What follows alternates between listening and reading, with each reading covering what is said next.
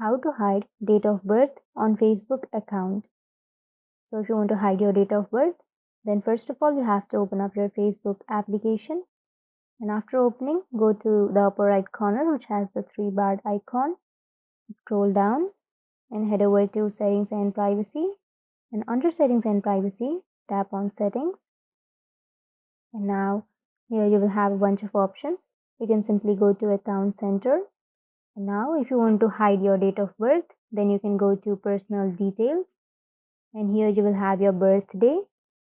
You can simply tap on your birthday, and here you will have this who can see your birthday on Facebook. You can simply tap on that, and then you have to tap on change visibility on Facebook.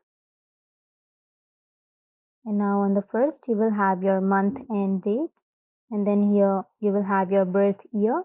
So if you want to hide your birthday, you can go to the right side and simply tap on that, and then here tap on more options and choose only me, and that's it. And if you want to hide your birth year, then again go to the right side, this icon, and then go to more options, then tap on only me, and then scroll down and tap on save,